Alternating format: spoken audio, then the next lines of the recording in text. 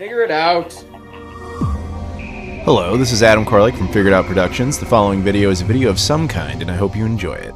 Hey guys, it's Adam here, and welcome to PlayLoad. This is all my video game pickups for the month of September 2022. Kind of a weird month because it looks thinner than it is.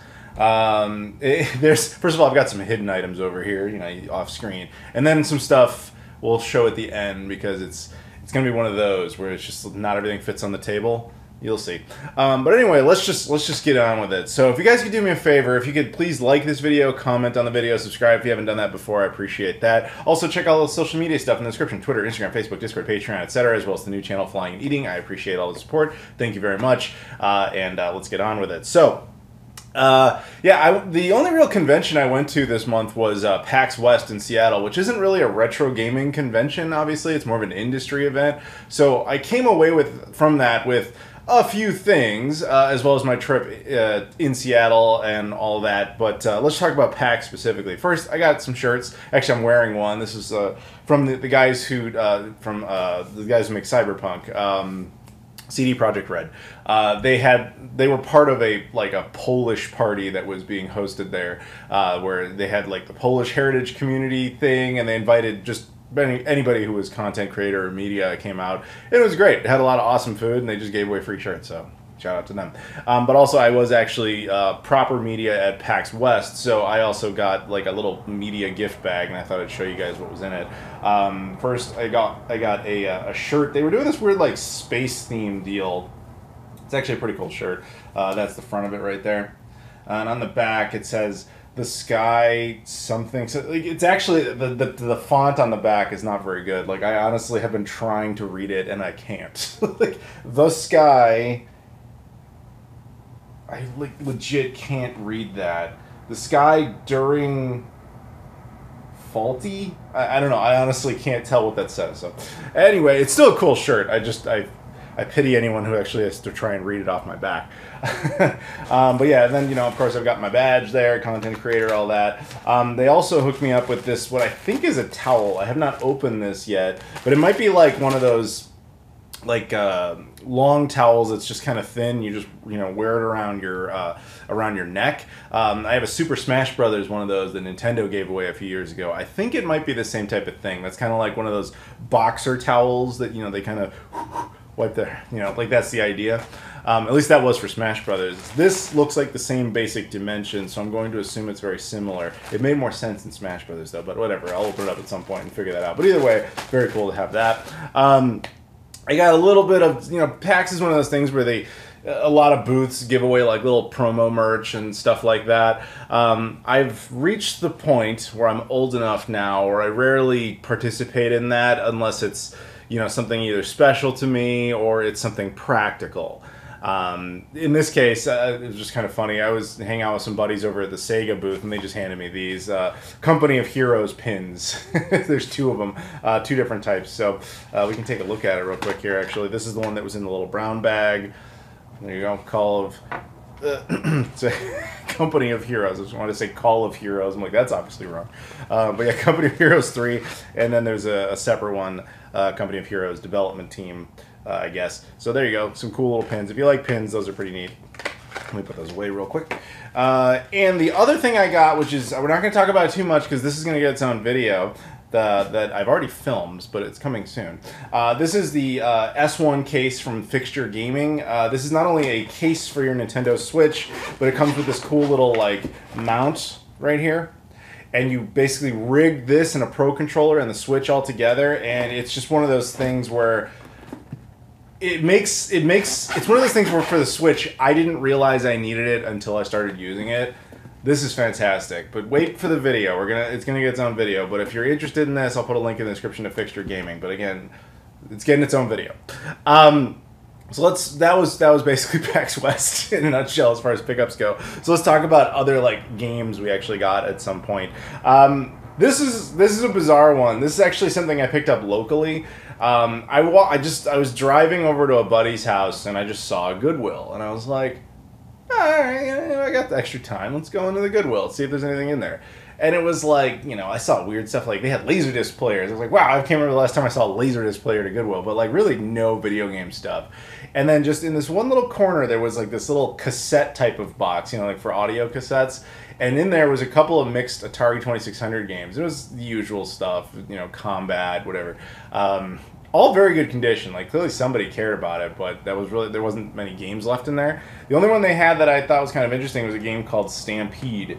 It's in incredible shape, all things considered. Is the game any good? Probably not, but it was like $1, and I was like, I almost never pick anything up for the Atari 2600. I didn't have this one.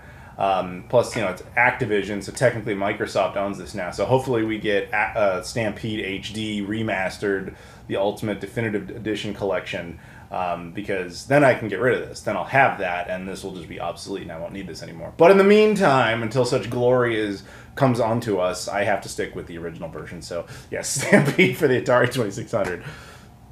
I don't know, man. I just wanted it.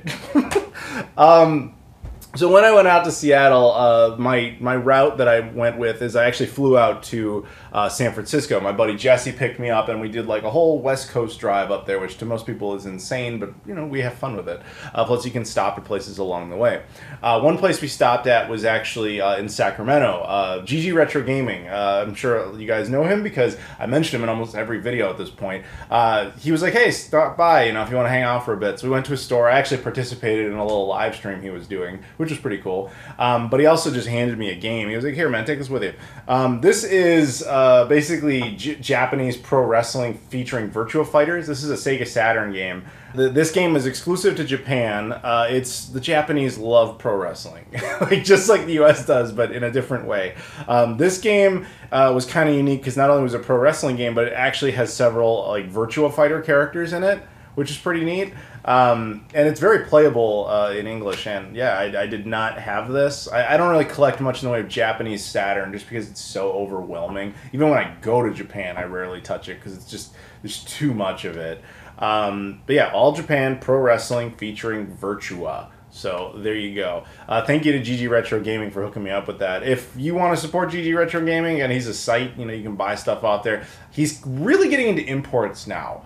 So, like, he's basically mass buying in bulk Japanese stuff and kind of selling it for less than pretty much everybody else is because he's just kind of doing the quick flip on it. So, that's pretty neat of him to do. He also cleaned a bunch of my discs for me, which was nice. So, if you want to support him, again, I'll put a link in the description. So, thank you again to GG Retro Gaming. Next up, we have some Xbox 360 stuff. We went around, I've mentioned this in years past, although it's not quite what it used to be. I've always felt that the Seattle area, which is where PAX is like, was anyway, retro gaming mecca in North America. Now, it's still maybe, and maybe I'm just more jaded now, I'm older, I don't know. Or I just have stuff, so you diminishing returns, whatever it is. But anyway, my buddy Jesse and I, we drove around. He did pretty well, so maybe it still is. He was finding a bunch of stuff. I really didn't pick up much of anything except for one thing. And it basically broke one of my rules, but I had to do it. We went into Another Castle, which is a game store chain up there. There's only like 2 or 3 locations, but we went into one of them, and we went over to, you know, I looked through all over the place, and I went to the glass case where they have nice things, and there's like their stack of like quote-unquote rare or uncommon 360 games. And one of them stood out because it was Japanese, and I was like, huh, okay, you don't see that very often. And I took a look at it, and I ended up picking it up, and I'm embarrassing myself because I actually don't remember the name of the game. I think it's like Momokaru or something. I'll put the title of it here. This is an interesting release because this... typically people like to believe that Xbox has and always will be a dead brand in Japan. While that is mostly true, during the 360 era it wasn't, at least initially. So I'm going to tell you a little story of how this game and others like it could come into existence. Because this is a really cool shoot-'em-up game by G-Rev. Like, they're the guys who made Border Down for the Dreamcast. This is actually a fun shoot-'em-up, very playable. And so what happened in Japan during the 360 is Microsoft Japan put a ton of effort into the original Xbox in Japan. There's a lot of great exclusive games over there, but the Japanese just didn't really care because it was basically the Americans trying to make games for the Japanese and telling them, we think you like this, so let's make this. And while they were right sometimes, mostly no. With the 360, they changed up their strategy. They said, okay, we really want the Japanese to like it, so let's let the Japanese make some choices. Including, they basically just let Japanese devs make games specifically for Japanese audiences. Go figure. What a logical idea. And so for a couple of years there, the 360 was actually doing pretty decently in Japan. It actually became, this is going to sound weird, but it actually became a spiritual successor to the Saturn. The Saturn in Japan, as much as this confounds me, is really depicted as the anime console in Japan. Like, and it does, to be fair, it has a lot of anime games on it. I love the Saturn for a lot of different reasons. Anime ain't one of them. But because of that, it was super popular in Japan, and that's why there's so many additional titles for it. The 360 kind of came along and said, like, hey, you want to make your weird anime games that do this, that, and the other? Go ahead. Have a good time. You know, and so devs got behind it, and people actually started embracing it over there. They got behind the console, and that led to, I'm going to be honest, it led to a lot of stupid anime garbage, but it also led to some really cool things. And now, while I don't like anime, and I don't care, I know people hate that I hate it, but whatever, it's an opinion. You can have yours, I got mine. That still means a good game in this case. This is actually like a game, not like a weird date sim or whatever. But that said, what ultimately happened with that is like about 2007, 2008, like a couple of years after the Xbox 360 had been out, someone at Microsoft in Washington, funny enough, back in Seattle, because that's where, well, Redmond more accurately, but that's where they're based, got a hold of basically a Japanese 360 along with a ton of the Japanese exclusives, because Microsoft really wasn't paying much attention to what was being produced in Japan. They were just like, hey, there's money coming in, they seem happy with it, let it go, I'm not going to pay much attention. Then they saw all these weird, like, date sim games and all this. I mean, honestly, there's some weird hentai stuff on there. All this stuff that was being put out with their name on it, because Microsoft, of course, it was all officially licensed stuff. And they're like, no, none of that. And they shut that down and said, give the Japanese Call of Duty. That's what they want. And thus, the Xbox brand tanked again. I mean, I don't agree with...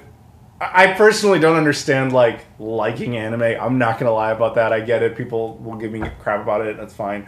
But I don't understand Microsoft's decision to be like, hey, look, that's working. It's making money. People seem to really like it. We really want that market. Let's cut it off right there. That was the stupidest thing they could have done. The 360 could have been regarded as this, like, massive juggernaut hit in Japan had Microsoft not interfered. Anyway, why I'm telling you that whole story is games like this were the result of that. There's actually a surprisingly large amount of Xbox 360 exclusive games in Japan. Most are unplayable in the West, but this would be one of the exceptions from the G-Rev collection. There's also the Cave Shooter collection is a big one over there. There's a lot of stuff like that where it was actually pretty good. I've got just a couple. Now, why did I say this broke one of my rules? It has nothing to do with anime. I would have bought this game anyway. The problem is I almost never buy Japanese games unless I'm actually, like, in Japan, which I know sounds spoiled, I get it. But when you do that, when you're actually there for any reason, you'll realize prices in Japan are like 1/10 of what eBay will tell you. And so it's just like you're wasting your time buying it online. I mean, I get it. People are like, oh, it's convenient. I don't want to buy a flight over there. I understand all that. But you got to understand, I end up over there, or used to anyway, a lot for different reasons. Usually some Sega promotion or whatever was going on. So it was like, it was illogical to buy stuff on eBay for 10 times the amount. The reason I went for this was because they were selling it sub-Japanese price, which that makes no sense. And I get the feeling it was because this game must have just been sitting there for a really long time, and it was just one of those things where, like, nobody here is ever really going to buy this because it's not really approachable. It's also region locked, so you have to have either a Japanese 360 or, in my case, I have a hacked 360 that can run this. So that can happen with imports. Sometimes if an import is just more trouble than it's worth, it actually decreases in value, and I think that was really the situation. So, yeah, it was cool to get that. I got some additional 360 games here, but these were from different circumstances. So after all the Seattle stuff, my buddy Jesse and I, we actually drove up and did a day trip to Vancouver, Canada, in the Maple Empire. And what we like to do in that area, which is weird, I think, to most people, is like we just go to Value Villages all day. And we just hop from Value Village, Value Village, Value Village, and just see if we can find anything. And we found some stuff. So I found a few 360 games. One was Tron Evolution. By no means like a great game or anything. It's actually Xbox One compatible, which is nice, or Xbox Series X compatible. But yeah, it was like $2. The exchange rate currently is like basically, you can think of it like from USD to Canadian is like 25% discount. So, you know, if it says it's $10 for us, it's only really like $7.50. Although in this case it was only like $4 and then, you know, like $3 USD basically. So yeah, cool to pick that up. I got a game I've been looking for quite some time, and it was one of those that I have seen it before, but it was always like the disc was in bad shape, or the manual wasn't there, or the case was printed out. It was just never complete and at an acceptable price point. But I found it in Canada. The Incredible Hulk, or probably up there more accurately, the Incroyable Hulk. That's my attempt at a French joke. But yes, this was based on the first MCU movie, the one with Edward Norton, the one that's still technically canon, even though most people forget about it. Back when Sega was actually making the Marvel games for a hot minute, and the movie still had game tie-ins. There was a few of these. There was like a Thor one, there was a Captain America one, obviously there's this one, there's Iron Man. I think this was the only one I didn't have. Because I feel like that subset is probably going to be worth some at some point, because this is the type of game that will absolutely never get re-released, ever. First of all, it wasn't that big of a game to begin with, but second of all, it's a tie-in game. It's owned by people who have lost the licenses, like, so it's all split up. This is the kind of thing that never comes back. It lives and dies on that platform, so I wanted to make sure I got a hold of it, and especially because it's also an established IP. That's usually a recipe for, I'm not going to say rare or super valuable, but at least uncommon. But there you go. And the last one I got only because I have never seen it before. It was cheap enough, but I mean, you know, when you collect for a console, you start to become very familiar with its library. And every once in a while, when you're like, what? You know, you just look at it and I've never seen that one before. That was the case here. Brave, A Warrior's Tale. Now, this did come out in the US, to be clear. I've never seen it here, though, at least not to my recollection. There, they had a few copies, so it makes me think, like, maybe this game was more common up there for one reason or another. I don't really know much about it. It seemed like a holdover from the 6th gen, because I tried playing it for a minute, and it was kind of like a platformer-y type of game, but that, like, early 3D platformer type of logic, but clearly made for the 360. It features a lot of, you know, native stuff, and I'm wondering if that played a role in it, maybe not being all that common. I genuinely don't know. It's from Evolved Games, which I've never heard of. But yeah, so clearly the Canadian version, because it's dual language in English and French. But yeah, I don't know, man. It was cheap, so I was like, whatever, I'm going to go for it. So there you go. Funny enough, if you are curious, if you like the 360 and you're into exclusives, there is one, as far as I know, just one, Canadian exclusive release. It's Asterisk and Obelix Go to the Olympic Games. That came out in Europe. It's very common over there. But there is a Canadian version of that. And that makes it North American version, which makes it compatible natively with an American 360. And if you've never even heard of Asterisk and Obelix, they're super popular characters in Europe. They're not popular at all in the US. They're not even really popular in Canada, except for Quebec. And Quebec, because Quebec is French, you know? And so they're super popular there. But outside of that, but because of the way Canada works, hey, if it comes out in one part of Canada, it has to come out in all of Canada. That's the rules. Hence, they also had to do an English compatible version throughout the rest of Canada. So just throwing that out there, if anybody's into 360, there's an odd one. It's not valuable at all. It's an oddball. Now, I have a couple items hidden here behind this box. This box is a bit of a misdirect. Ooh, ah. So when we were going around, we went to Value Villages. My buddy Jesse found something, but he let me get it because he was like, I don't really need it, and I wanted it. I don't know why I wanted it, but I really wanted it. Maybe it was more to rescue it. And then I'm going to ask you guys your opinion on this. So we found this. This is a Model 1 Sega Genesis. This is the early high-definition graphics model. As you can see, it was $19.99 Canadian, which is about like $15 US. Didn't come with anything else. It's just the console.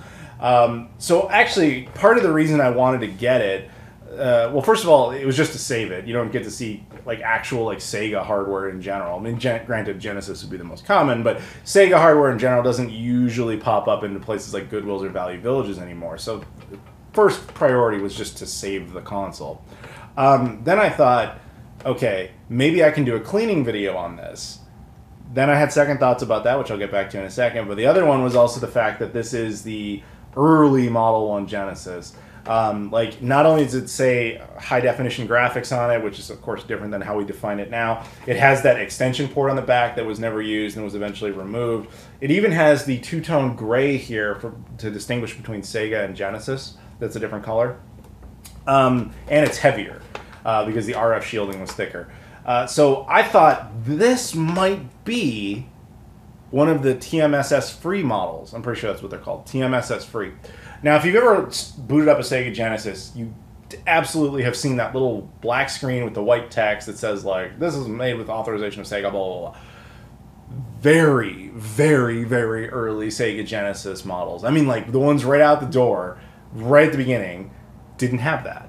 That was actually a security protocol to help against, like, imports and pirated stuff. But the very first models did not have that. They're extraordinarily rare, and the only way to identify them is to actually turn them on. They have to look like this, and then you turn them on, and then they either have that or they don't. So I was like, man, what if it's one of those? That would be a cool thing to make a video about, in addition to maybe making a cleaning video. So here's where it got unfortunate. I got this back here, and I was thinking, like, okay, what I want to do is make a cleaning video on this thing, and then in that video, we can discover if it's TMS-free or TMSS-free or whatever. And then it dawned on me as I was looking at it, there's a problem. On the bottom, there's a sticker that says, warning, violation of this label will provide evidence of internal tampering. Now, obviously I don't care about that because Canadian law is not going to apply on this one. That and, you know, whatever, I open consoles all the time. Usually I wouldn't care about voiding one of those stickers. Now here's the thing. Here's where I'm in a rock and a hard place. This sticker, and I actually did some investigation in this. I actually asked various Canadians about this. This sticker is the only thing that makes this authentically a Canadian edition console. The American ones didn't do this. Only the Canadian ones did. So if I were to remove that sticker, it eliminates the one thing that makes it unique.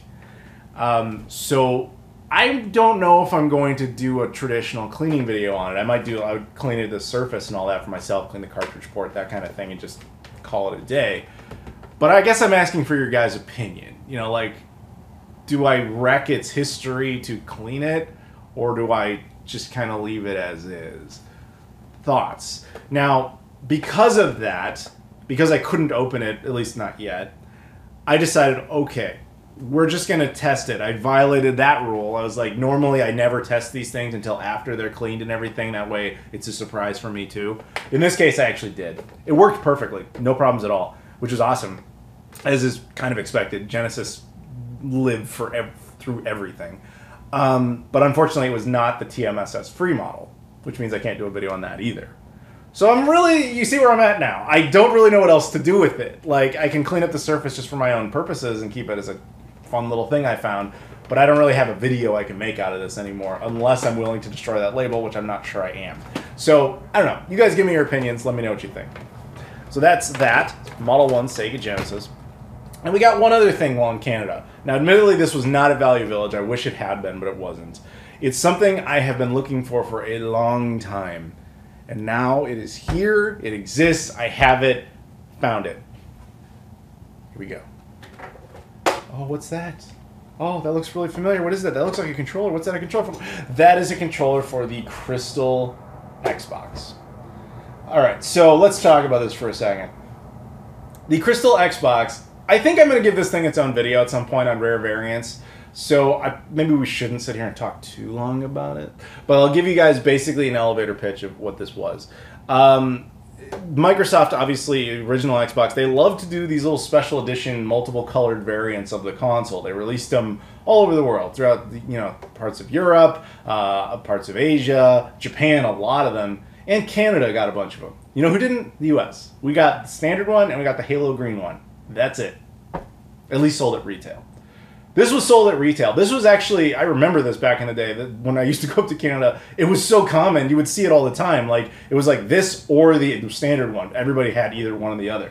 But something happened over the last few years where these just dried up in Canada. They're just gone. I have not seen one in a long time, except for specialty shops, which are now charging like $400 Canadian for it. And I'm like, I missed the boat on that so badly that it was just kind of ridiculous. So this time, we went up to a store. It was called like Willow Games or something like that. And we went inside, and it was kind of like a disc replay that focused a little more on video games, if anybody's been to a disc replay. Like a mixed media store. They sell records, Blu-rays, the whole combination of things. They had some Xbox stuff, not like a ton. But in the glass case was this thing, which sounds bad, except it was like buried in this. They had basically made an L shape out of the glass cases, and it was like buried in this awkward corner, and they had kind of piled stuff on it. So you had to like kind of just notice an edge of it. So I asked the guy like what the deal was, and he took it out, and it was priced at like $100 Canadian, which is like 75 US. So I was like, I don't think I'm realistically going to get an ever better deal on this thing unless someone just donates one. So I was like, and it's in immaculate condition. I was like, it looks phenomenal. I think I'm just going to go for it. By the way, the European version, specifically the British version of this, way cheaper, way more common. But I also wanted the like American innards, even though it's Canadian. Like, yeah, you could hot swap the case, but if I could avoid the labor, why not? So yeah, I ended up picking it up, and I got it back here. There's some dirt and dust in it, but nothing particularly bad. Like I could clean this up in like a couple of minutes if I wanted to. But I got it back here wondering, like, okay, I wonder what condition it's in. It booted up just fine. It actually, you could tell the caps on it were still good because it didn't have any fuzziness. It's never been opened before. It's completely stock. It's one of the mid-2004 editions, so I don't know if it's hard to tell like what iteration it actually is without opening it up, but it could be one of the better ones. But it seemed to boot just fine, which is nice. Anyway, that doesn't really matter. Point is, I've got it, and it's really very cool. So maybe one day I will probably do a rare variants video on this. We'll talk about the whole history of it, like why it even exists, like why this color scheme, why Canada only, all that sort of stuff. If you want to see that, let me know. But there you go. I'm super happy about it. This is, as anybody in my Discord knows, this is one of my higher up, like, I really want to find this damn thing type of consoles. So, yeah, there it is. And as a bonus, of course, it came with the actual, like, crystal controller, which, funny enough, now I have two of these. I actually got a British one of these years ago. My buddy Raymond actually mailed me one a long time ago just to throw it into a bundle, so that was very cool. Now, we're not quite done. As you can see, there is this package here. This package has been a little bit of a misdirect, but this package is going to require some space, and I also have another thing I want to show you. So we're going to do a little reset here. I'm going to blank out the table, and we're going to go again. And we're back, and as you can see, I've got the Nintendo Switch rigged up here to this monitor. So this is monitor, and ultimately this package are the things we're going to be talking about right now. I'm going to be full disclosure on this, though. This is not the most gaming-related thing ever. This is more of a behind-the-scenes, how the sausage is made and how the videos you are watching that come from my channel are produced moment. And maybe if you want to make your own YouTube videos or get into that type of thing, this would be a little bit more useful to you. But even if not, this still has some gaming elements. As you can see, again, this monitor does support Nintendo Switch games. So let's talk about it. What actually happened here? This monitor is created by a company called Innocn. Now, I'm going to be totally honest, I had never heard of them before. They reached out to me, and I feel that they knew my setup must not be that up to date, because I'm going to be totally honest, obviously I use a PC. I'm not a Mac guy by any stretch of the imagination, but because I don't game on PC, I very rarely have a reason to actually upgrade much of it. So it actually hasn't been upgraded in 8 years because it didn't need it. It was completely sufficient for basic purposes of like browsing and doing that type of thing, as well as editing videos. But it wasn't like it couldn't use an improvement. So Innocn reaches out to me and they're like, hey, we love your channel, we love your work, and we'd be happy to send you this monitor we've got because it's probably an upgrade over stuff you're using at this point. You don't have to do a video or anything like that. We're just happy to support the channel. And I was like, really? Like, yeah, man, it's all you. And I was like, All right, well, thank you. So I got it, and the reason it's not in the package is because I opened it and actually started using it, and I was like, wow, this is actually awesome. It's a 4K 27-inch LED monitor, so there's like these cool LEDs in the back, 4K imagery and all that. It was funny too when they, like, I'm gonna be totally honest with you guys. Like, this was free. They sent it for, you know, all that, but a lot of companies do that. They'll send you like these random little free things, and I'm like, what do you expect me to do with this? Or like, you'll never see them on this channel. I only really show you stuff where I either find it interesting or I'm actually getting some practical application out of it. This is one of those. I'm putting this in this video because I'm giving these guys a huge shout out because they didn't have to do this, and this thing is awesome. Like, I would have bought this had I known. So this has become my dominant monitor. It's, like I said, you know, 4K awesome monitor. Now, the funniest part about all that, though, is that my video card was so out of date that it was like, yeah, you could plug HDMI in this thing, but it's really not going to do much for you. So I actually had to go out and buy a new video card, which was kind of interesting. People in my Discord had to help me with that. So I got a new video card. I added some extra RAM. We did some upgrades. It was nice. It was kind of fun. But my previous setup was kind of hilarious. It was actually a 1440p monitor was my dominant. I was using via HDMI, and then the backup monitor was just like this old 4x3 VGA connected Samsung monitor. Low resolution. It just gave you like some additional space. That was all it was. But because of this is now the dominant one. The 1440p is the backup one, so you have dual split monitors. Video card makes it all possible. It's great. So this monitor supports DisplayPort, it supports HDMI, it supports USB-C. Out of the box, it came in like just the monitor and this cool stand, which was really easy to assemble, to be completely honest with you. It just kind of clicks into place, and you can actually unclick it relatively easily. It came with the USB-C cable, it came with HDMI cable, DisplayPort cable. This is actually the first time I'm ever using DisplayPort. That's how I have it set up now. It also has, of course, a power supply. The power supply in this thing is kind of interesting because it's external. I don't think I've ever seen that on a monitor before. Or maybe that's just what monitors do now, and I'm old and I don't know these things. But either way, it was, it's very cool. So I just wanted to show it to you guys because I'm very happy with it. I think it's very awesome. So the way it's rigged up right now is through the USB-C port. So we've got the Nintendo Switch just plugged right in, so it just immediately syncs up and you're good to go. So in my actual setup, like once it goes back into my office here, I have my computer rigged up to it via DisplayPort, which leaves open the other ports for any other purposes if I wanted to connect something to them, including the USB-C port, which over there I just use as a spare like phone charger, which is nice. It also has like 3.5mm audio jacks on it, so you can connect better sound systems, speakers to it if you want to use it as like a TV type of deal. You can do that. It does have its own internal speakers, so it's kind of the whole package there. So, but the way I have it finally configured is good. But I do want to stress this: like, you can play Switch on it because whatever, Switch is not a super intense console, but this is more of an editing monitor than a gaming monitor. The reason for that is that it's a 60 hertz monitor. So you wouldn't have like 120 hertz refresh rate on like, super buttery smooth imaging. You would only get 60 FPS maximum. So that's why this is not necessarily recommended for PC gaming. Console gaming is different. This is pretty good for that. But again, I can't stress this enough. This is an editing monitor. And in fact, I'm just going to be honest. Part of the reason it's silver, I assume, is to try and match like Apple's motif of, because this is more of like, hey, you're using your Mac, and then of course the LED kind of changes multiple colors, which I always kind of associate with Apple. No, I don't use Mac products, but I do love this as an actual monitor. It supports HDR, so yeah, I love this monitor, and I just want to give those guys a huge shout out. I'm going to put a link in the description if you want to check it out. But yeah, very, very cool. And if you're getting in, don't make my mistake.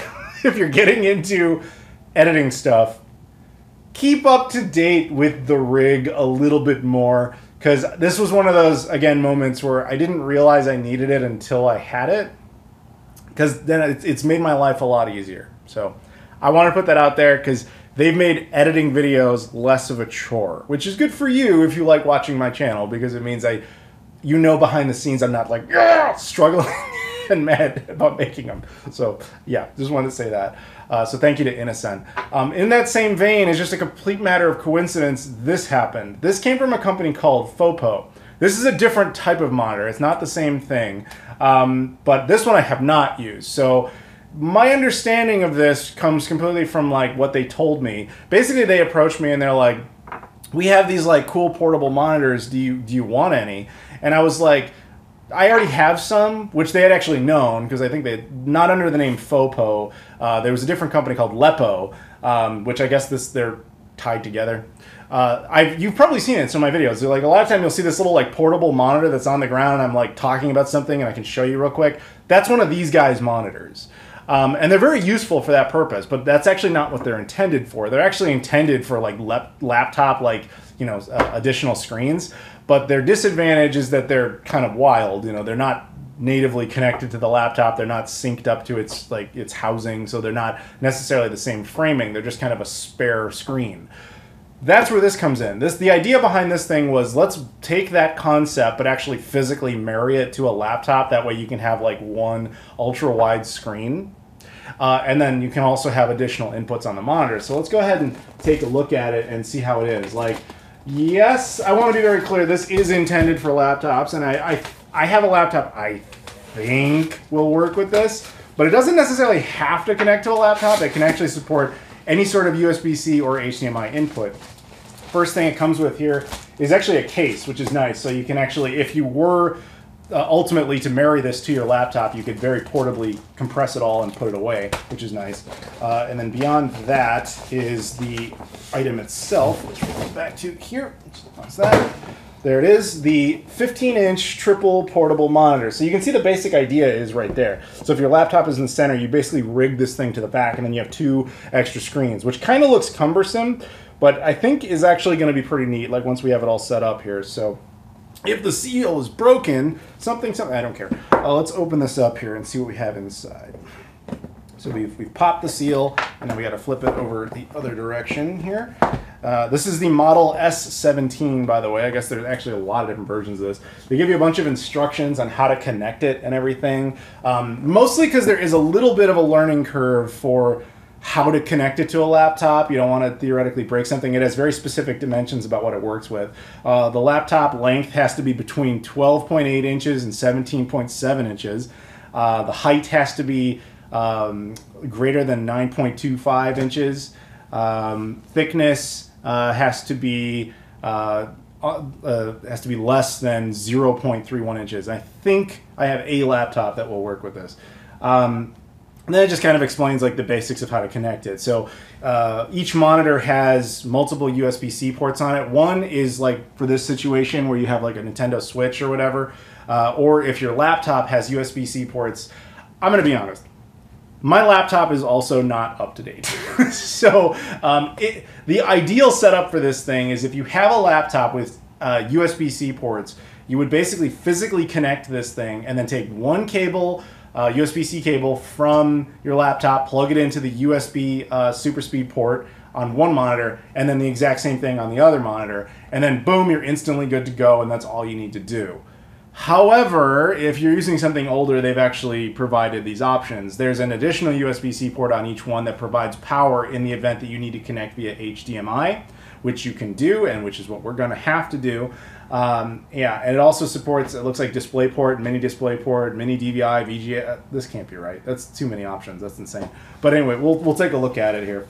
So underneath this foam padding, we have the overview of basically what I just described and how you connect it and all the theoretical setups, which I'm not going to worry too much about. But underneath that, we have a couple of plastic screen covers, which I may or may not use. I haven't used these much in the past. I like the idea of them. Like, I love it on my Switch, but I always hate installing these to the point where it's like, it almost makes it look worse. But if you're smart, unlike me, you'll actually connect them properly. But underneath is the rig itself, which we'll open up in a second. But beneath that, just so I can get this box out of here, they also provide you with more foam padding and a whole bunch of wires. You might look at it for a second and get intimidated, like, wow, do I really need all these things? No, you don't. They just provide you with everything you could need. So like we have a USB, US power style cable to USB adapter. You have a USB 3.0 to USB-C cable.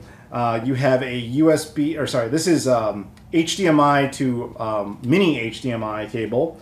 Another HDMI to mini HDMI cable. Another USB-C to USB 3.0 cable. and then 2 USB-C to USB-C cables, as well as a little like screen wipe for cleaning, and then like a little wrap that you can use to tighten the cables together if you want to do that, as well as a user guide. So very cool. Now let's put that off to the side here and take a quick look at the monitor. It's, well, the setup. See, as you can see, it just kind of folds.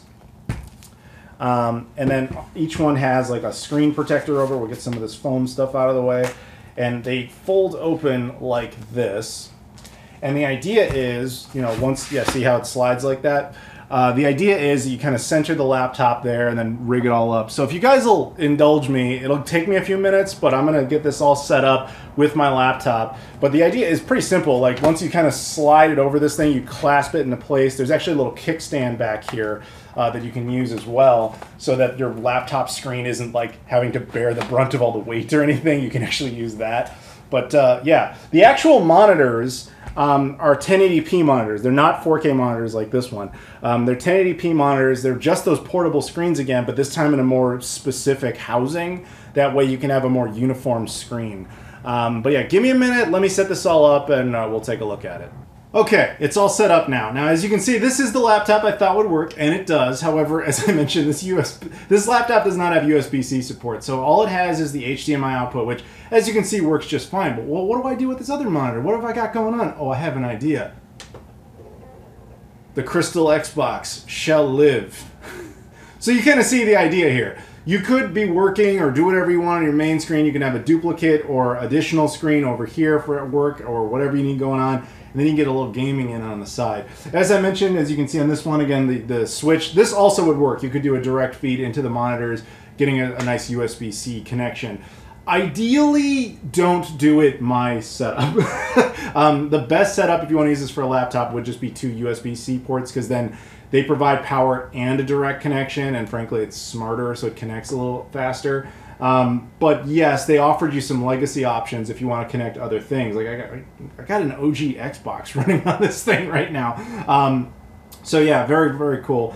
1080p screens, they run at 60 hertz. Keep that in mind, much like this screen. So it actually would be good for something like the original Xbox under that setup, or you know, something like the Nintendo Switch again. But again, these are not PC gaming like rigged monitors. Like you're not going to get 120 hertz. These are not 4K monitors themselves. These are just more of like utility monitors that allow you to play some types of games, which is really the way I look at it and how I will be using it in the future. This thing's actually pretty neat, I'm gonna be honest. Like it can be a little cumbersome to set up at first, but once you kind of have it all figured out, you're like, oh, this is pretty cool. So it's a nice little bonus, which I think is great. So I'll probably be taking it with me whenever I take my laptop. So if I need to get some extra stuff done, I can. Or in the future, frankly, if I get a better laptop, I don't want to hear that. If I get a better laptop, then maybe I'll have that as well. But yeah, very, very good. So huge shout out to the guys at FOPO over there. I'll put a link in the description if you want to check this out, or again, if you want to check out the one by Innocn. Again, this is just a coincidence. Neither of these guys had to do this. In both cases, they were just like, hey, we can help you out if you want.